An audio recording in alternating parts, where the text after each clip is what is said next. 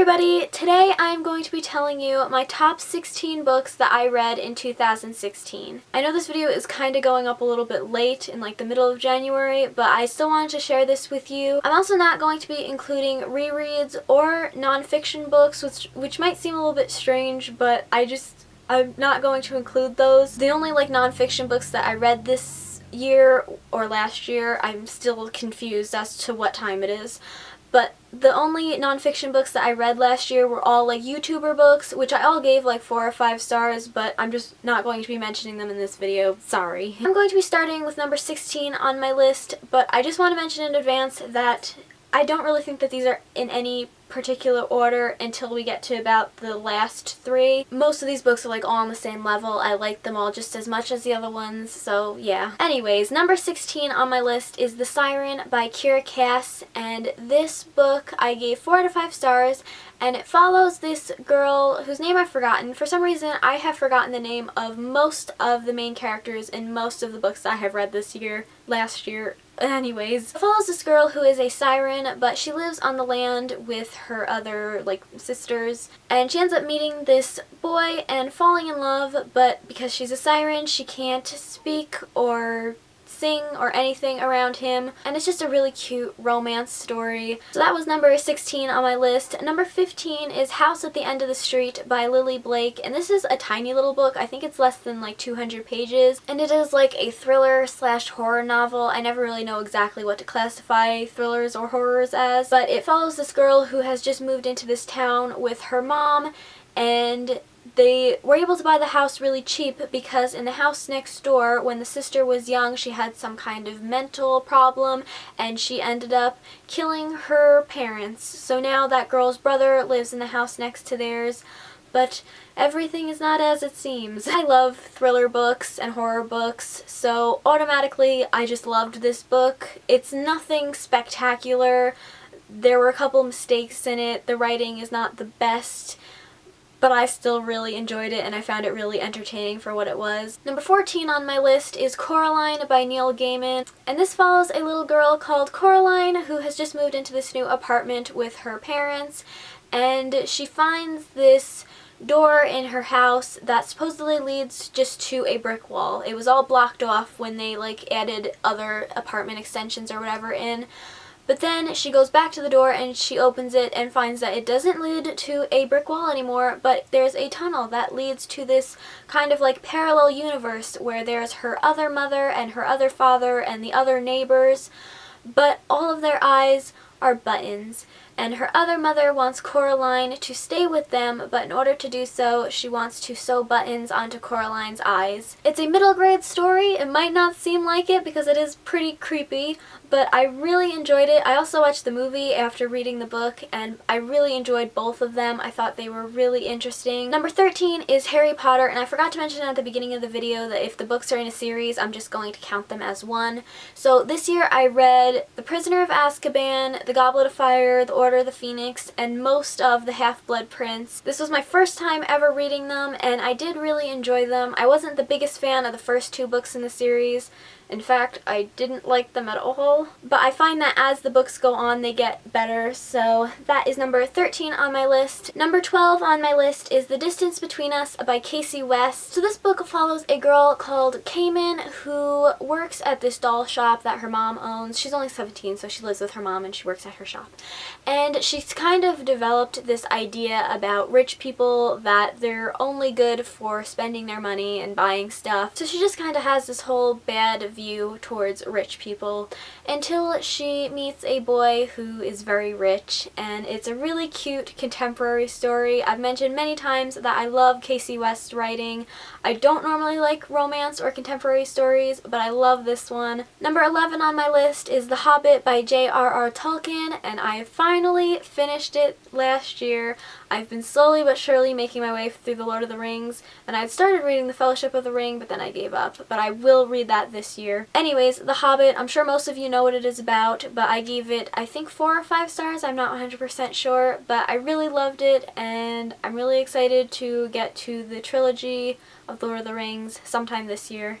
Number 10 is The Haunting of Sunshine Girl and the sequel, The Awakening of Sunshine Girl, both by Paige Mackenzie. And this book follows a girl called Sunshine who has just moved to this house with her mom, and paranormal things start happening in the house and she discovers secrets and stuff like that. I love paranormal books, but I kind of had my doubts about this one. I thought it'd be kind of cheesy, and although yes, some of the paranormal parts about it were kind of cheesy, I still really enjoyed this book, and I found the main character Sunshine to be really like a relatable character, I feel, for everyone, and I think she would be a really great like role model character for like younger teens, because Sunshine in this book, she's 16 and she really embraces her own style and how she looks, and she thinks her mom is her best friend, which I feel nowadays is something that's like very uncool for like your parent to be your best friend, and I just think she'd be a really great role model character for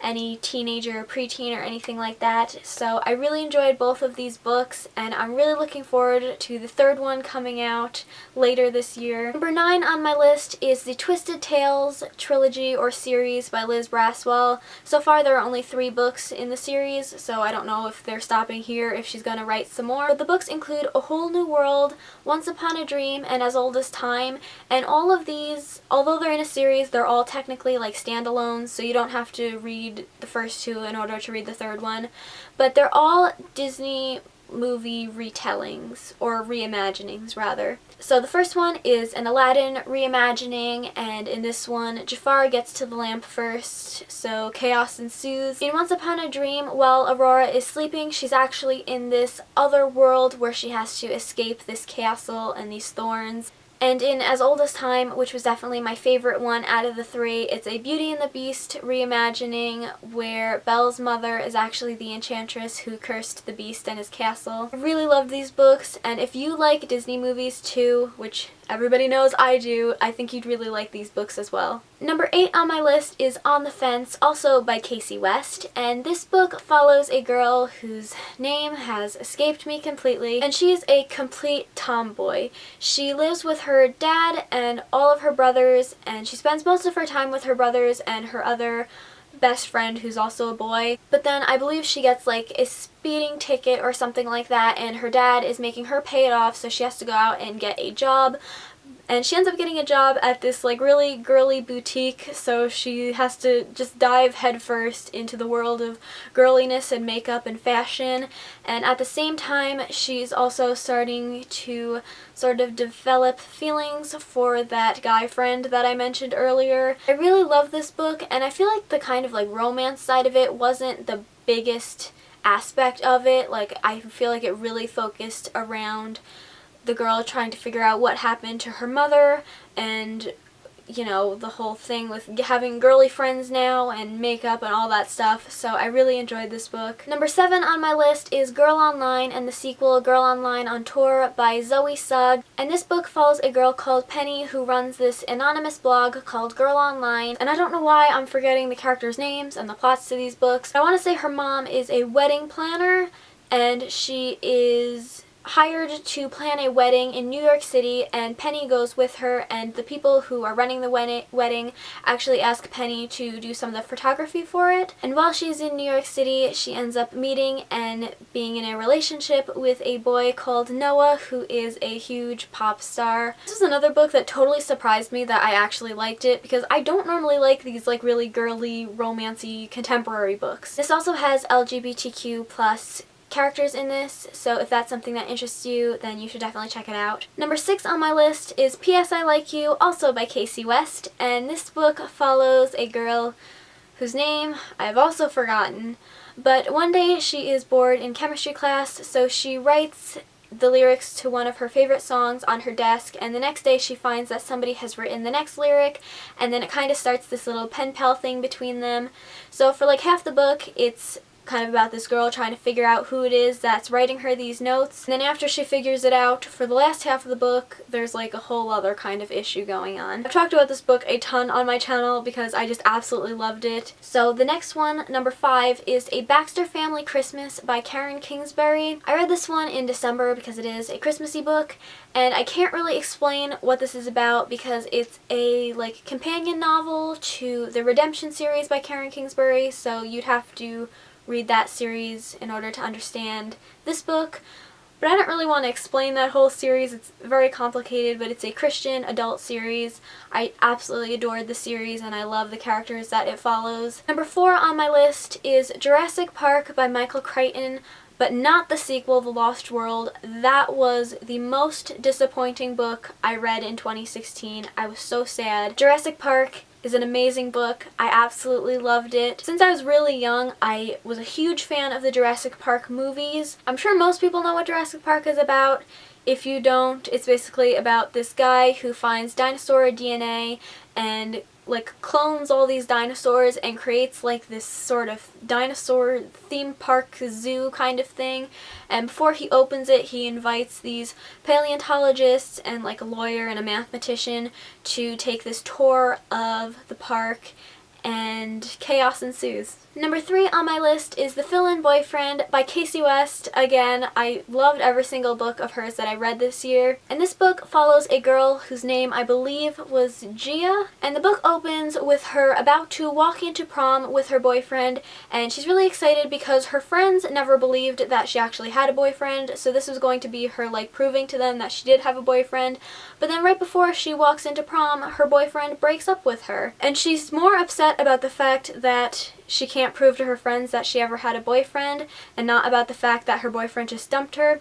So she ends up going up to this guy in his car who had just dropped his sister off at the prom and asks him to be her fill-in boyfriend to prove to her friends that she had a boyfriend. She thinks it's going to be this kind of like one-time thing, but then she actually ends up developing feelings for this other guy, and it's just such a cute book. I loved it so much. If you're ever in the mood for just a cute, cheesy, clean romance contemporary book, you need to pick up any of Casey West's books. They are amazing. Number 2 on my list is the Selection series by Kiera Cass, and the books in this series are The Selection, The Elite, The One, Happily Ever After, The Heir, and The Crown. So The Selection, The Elite, and The One are kind of like the main trilogy, and then The Heir and The Crown follow the daughter of 2 of the characters in the main trilogy, but I don't want to tell you who they are because that'll spoil it.